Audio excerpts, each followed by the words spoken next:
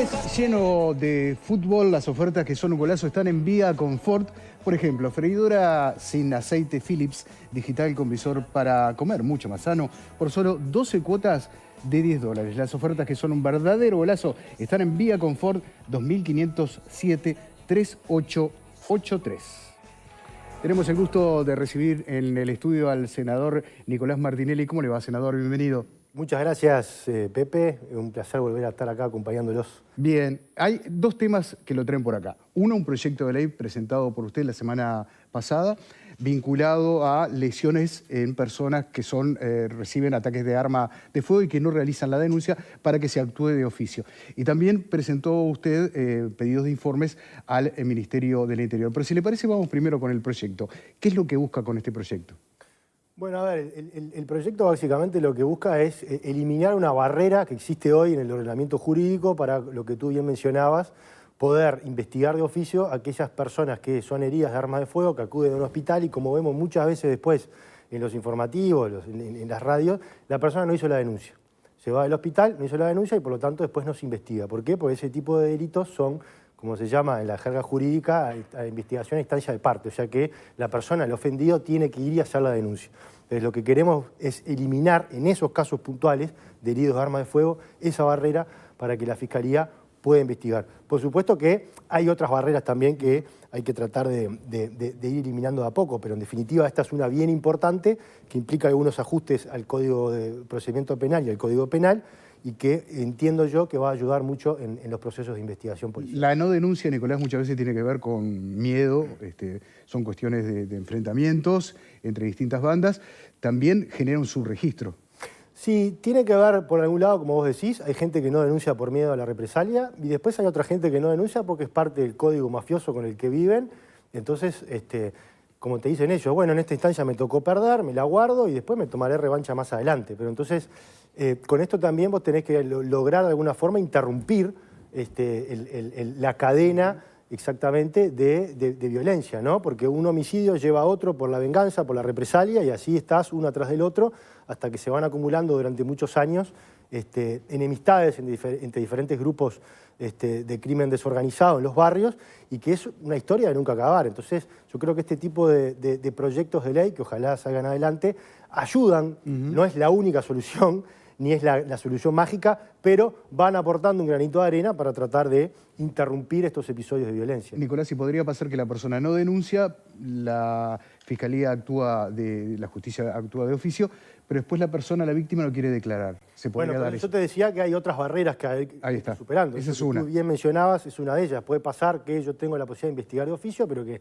la persona no quiera colaborar. Y bueno, tendré que buscar otras alternativas, testigos, tratar de hablar con el ofendido para ver si logro convencerlo, pero en definitiva, por lo menos acá abrimos una puerta de oportunidad para después ir derribando, como bien decís, otras barreras que también con las que también se puede encontrar Fiscalía. Perfecto, vamos a abrir al panel para preguntas. Y Jorge. Yo la verdad que no tengo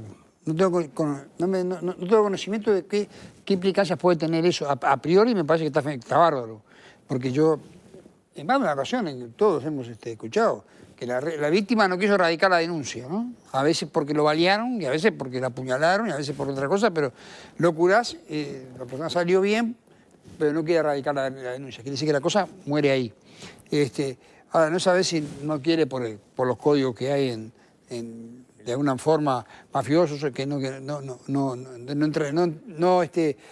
denunciar al que te agredió, si no quiere porque hay otras cosas atrás, no sé, pero la realidad es que hay un montón de esos casos, pues, uno sigue más o menos, y a veces como que queda esa impunidad, ¿me entendés ahí? Y bueno, que la justicia puede intervenir de oficio en eso, a priori a mí no me parece mal. No sé si habrá alguna contraindicación en eso, yo no tengo una idea que puede pasar, pero no me parece mal. Si se llega a algo o no se llega, no sé, pero sí que vos vaya y le pregunte, che, ¿a usted lo valía? ¿Cómo que no? ¿Quién fue? ¿Cómo puede ser? A que haya una cierta presencia de la autoridad que obligue a la persona a recapacitar si denuncia o no denuncia, ¿no? A mí no me parece mal, en principio no me parece mal. ¿Qué dice la abogada del panel? No, que por lo menos justamente generar la instancia, evitar que sea instancia de parte, lo que va a permitir es que si hay muchas personas que por miedo no lo hacen, facilita, porque incluso ante una venganza posterior se sabe que es de actuación de oficio. O sea, es como cuando hay un homicidio, en definitiva nadie hace la denuncia porque la justicia, la fiscalía en este caso, tiene la obligación de perseguirlo de oficio. Yo creo que es muy positivo, no es la única herramienta, pero creo que es una herramienta más de esa caja de herramientas que tenemos que tener para pelear contra la inseguridad y sobre todo sabiendo los problemas, ahora subieron los números de los homicidios y los problemas que estamos teniendo con las armas de fuego. Creo que es algo muy, muy positivo y que va a ayudar. Bien, Fernando. Sí, yo creo que el código de funcionamiento de la delincuencia está broquelado ahora. Legalmente, si no hay denuncia, no hay actuación. Entonces, poder romper esos muros de abroquelamiento que tienen, me parece que brutal. Porque creo que en este momento como que estamos en pulseada entre el Estado de Derecho, ¿no? y esos códigos de funcionamiento que no son ni justos y a su vez también como que agreden directamente al Estado de Derecho. Creo que el Estado de Derecho tiene que ganar. Cuanto más terreno gane el Estado de Derecho, más gana la posibilidad de la justicia, ¿no? Y romper con ese submundo que opera porque en realidad es una justicia inmediata, ¿no? Entre comillas, justicia. Es una actuación claro, es una cuestión inmediata. Y entonces esa cuestión inmediata, y ahí ¿quién manda? Y manda el que más grita, el que grita más fuerte, manda el que se te impone, manda yo qué sé. Entonces la vulnerabilidad es increíble cómo se juega en aquellos que no tienen el poder que ostentan los que sí lo tienen. Pero a tu vez sigue siendo un submundo y yo creo que es difícil entrar y hemos visto cómo los distintos programas del Ministerio del Interior en las distintas gestiones de gobierno ha tenido que enfrentarse con ese submundo y con la pulseada que hace ese submundo que está basada también en un poder que tiene armas, un poder que tiene arbitrariedad y un poder que creo que hay que derribarlo por todos los lados, que se pueda posible. Ahí tenemos que mirar en conjunto, no podemos mirar aisladamente. Y creo que todo lo que ayude, vamos arriba, vamos arriba. Sumo a Connie y después te escuchamos, Nicolás. Nicolás, tú decías que en realidad las modificaciones de adecuación para que, digamos, se incluya el concepto de la persecución de oficio, tiene pequeños cambios en la ley del Código de Procedimiento Penal y en el propio Código. Para tener una idea, genera obligaciones de parte de los agentes del orden, de los agentes médicos que atienden a esas personas u otros que digamos, que son los que cubren a que una persona termina de atenderse de un balazo, se va, saluda y se terminó el asunto. ¿Nos podés dar una idea de cómo son los cambios?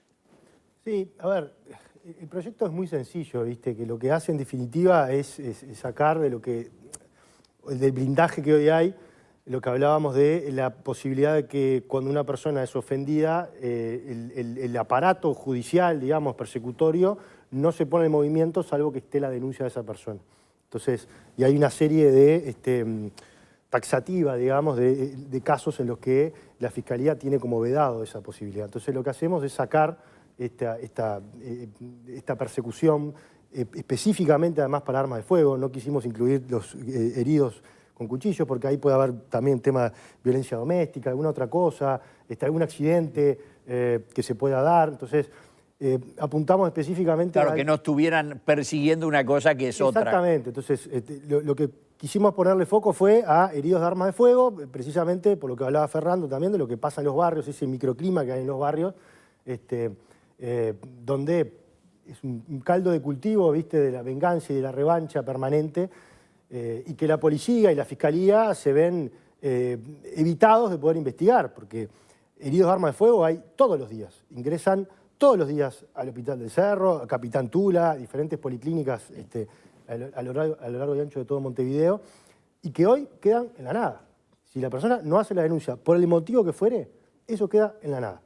Entonces, con esto quitamos ese velo, quitamos esa barrera, no como tú decías para obligar a los médicos, esa obligación queda intacta, pero sí para habilitar la posibilidad de la Fiscalía y de la Policía de poder investigar, de poder profundizar un poco más y ir más a fondo, porque quizás dar algunos pasitos más, aunque la persona herida después no quiere hacer la denuncia, pero a vos ya te permite llegar a la puerta de su casa, golpear, ver que hay alguna orden de allanamiento, algún testigo a la vuelta, y también te va armando y te va ayudando a mapear la zona, a mapear el conflicto, para después utilizar otras herramientas, como pueden ser los interruptores de violencia, o la propia policía mapear bandas de crimen organizado, o está peleado con aquel, y acá se viene la represalia, vamos a interrumpir acá. En definitiva, vuelvo al inicio.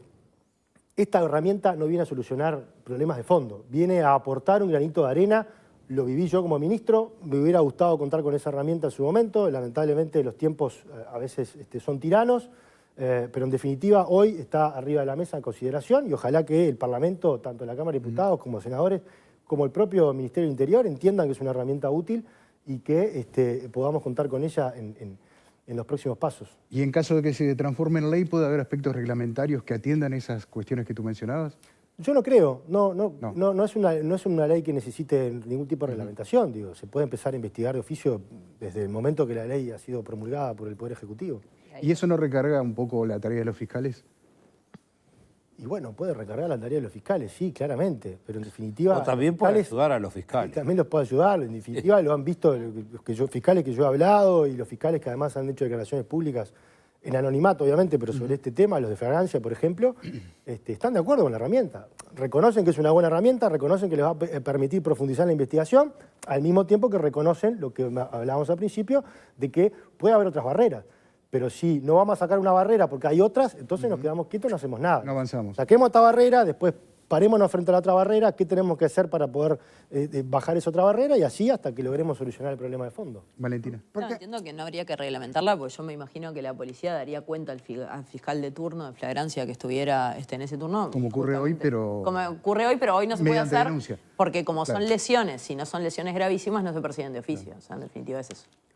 También que se genera, yo me imagino que se generan algunas otras lógicas, ¿no? Porque, de hecho, que la persona no haga la denuncia, pero que la Fiscalía, a través de la policía, como fuera, investigue la cuestión y investigue el entorno y empieza a interrogar gente, eso también empieza a... Y bueno, capaz que no lo valeo para que no pase eso.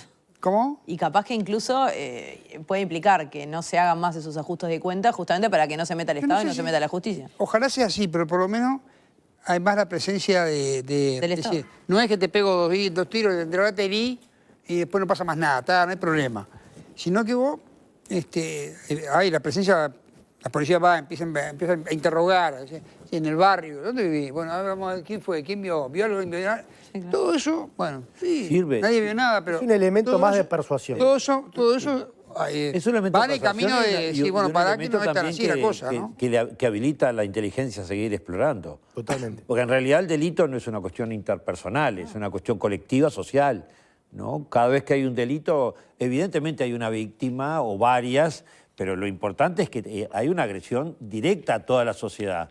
Y yo creo que cuando más poder tenga la sociedad sobre esos elementos, mejor todavía, ¿no? Y los institutos de la sociedad. Nicolás, ¿cómo vienen las voluntades en el Parlamento para aprobar esta ley? Bueno, el proyecto se presentó la semana pasada, o sea, recién estamos iniciando las instancias, primero dentro del partido, obviamente, y después comunicaremos a los socios. Esto pasa a Comisión de Legislación y Constitución. Habrá que ver después si, porque esa comisión es de las que está más desbordada de trabajo, de repente en algunos casos se pasa a la Comisión Específica de Seguridad, por ejemplo en el caso de la Cámara de Diputados, que se pueda abordar ahí con más urgencia, con más celeridad, pero bueno, eso es parte del proceso que tenemos que dar en los siguientes días. Bien, Nicolás, habías mencionado que habías solicitado pedidos de informes al Ministerio del Interior. ¿De qué van esos pedidos? Bueno, hicimos una batería de pedidos de informes, sí, específicamente hay algunos vinculados al tema de la inserción internacional o cómo está trabajando el Ministerio del Interior, toda la geopolítica, más que nada, después del episodio del Escudo de las Américas, donde una cantidad de países de América se juntaron para trabajar en conjunto con el crimen organizado. Uruguay no participó en esa instancia. Queremos saber cuáles son los pasos que Uruguay va a dar, si efectivamente o formalmente ya ha presentado la solicitud para ingresar ahí, si no lo va a hacer, ¿por qué no lo hace? ¿Cuáles son los estudios que hay detrás para respaldar una u otra posición? Hicimos pedido de informe manifestando también la preocupación de que Uruguay no está participando o no ha participado en las últimas dos reuniones de Ameripol.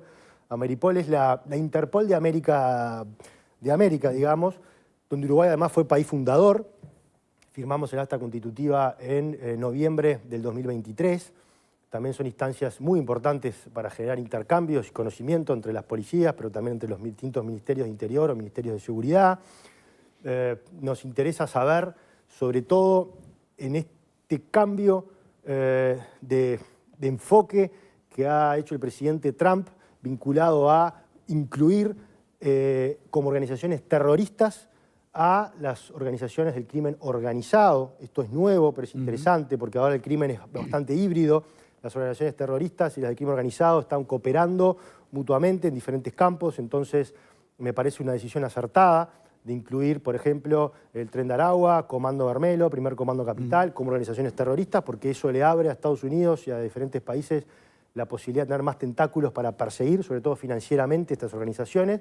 Bueno, ¿cuál es la consecuencia de que Uruguay no integre el Escudo de las Américas, que no esté bajo esa protección y que al mismo tiempo se declare a estos organismos como organizaciones terroristas, que en definitiva una de las posibilidades que puede estar arriba de la mesa es que estas organizaciones vayan a buscar refugio a países que no cuenten con la protección del Escudo de las Américas? Entonces, ¿cómo está parándose el Ministerio o cómo está mirando esto? Si tienen informes, bueno, quiero conocer cuáles son los informes de inteligencia que hay al respecto.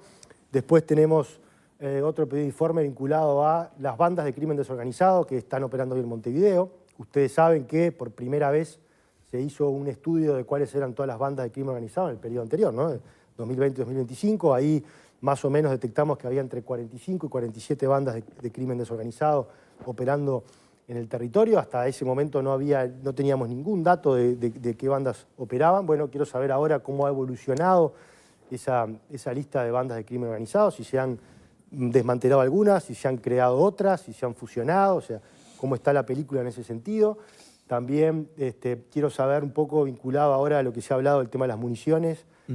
Bueno, tener información más fehaciente sobre las municiones que hay o los casquillos que se encuentran en las distintas zonas donde se producen las balaceras. Si efectivamente el Ministerio tiene la capacidad de poder analizar esas balas y detectar que son o provienen del mercado legal o del mercado ilegal. Yo creo que no hay capacidad hoy para detectar que provienen de un mercado legal. La trazabilidad. Exactamente.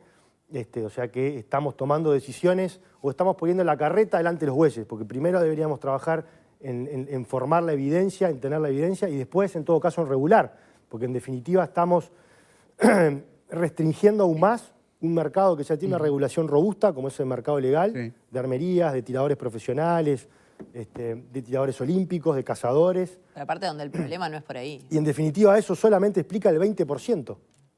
Ahora, el otro 80% estamos mirando para el costado, que es donde el Ministerio debería estar poniendo foco, porque en ese otro 80% está el mercado ilegal, está el contrabando. Y de ahí de eso no se está hablando. Entonces yo creo que ahí me gustaría tener un poco más de información, y que el Ministerio nos dé más información. Y la última, que es relacionada a Ricardo Cáceres, medio hermano del Beto Suárez, que me preocupa mucho que fue trasladado de la cárcel de máxima seguridad, desde donde estaba el periodo anterior, a una cárcel de menor seguridad, y aparentemente la línea de investigación que hay hoy es que desde esa cárcel él mandó cometer la masacre en Cerro Norte que sucedió hace algunas semanas atrás, y aparentemente también tenía acceso a un celular, con lo cual es muy preocupante porque acá puede haber responsabilidades políticas muy, pero muy importantes, sobre todo teniendo en cuenta que esta persona, al ser trasladada de una cárcel de máxima a una de menos seguridad, tuvo acceso a un teléfono, desde ahí pudo haber ordenado una masacre, en definitiva, y además en una cárcel donde hay inhibidores de señal, comprados en el 2024, modernos, con la última tecnología. O sea, ¿cómo es posible no debería que haber esa salido persona ninguna llamada? Estaba usando un teléfono en esa cárcel y nadie se dio cuenta y nadie reparó sobre ese tema. Bien, Nicolás, muchísimas gracias por tu participación. Hoy quedan un montón de preguntas. Me gustaría hablar de la inteligencia en Uruguay, cómo se trabaja, tú que has sido además ministro del Interior. Quedará para otra oportunidad entonces, ¿eh? Bueno, muchísimas gracias por la invitación y encantado de volver cuando ustedes lo dispongan. Por favor, un gusto. Y a ustedes también muchas gracias por acompañarnos.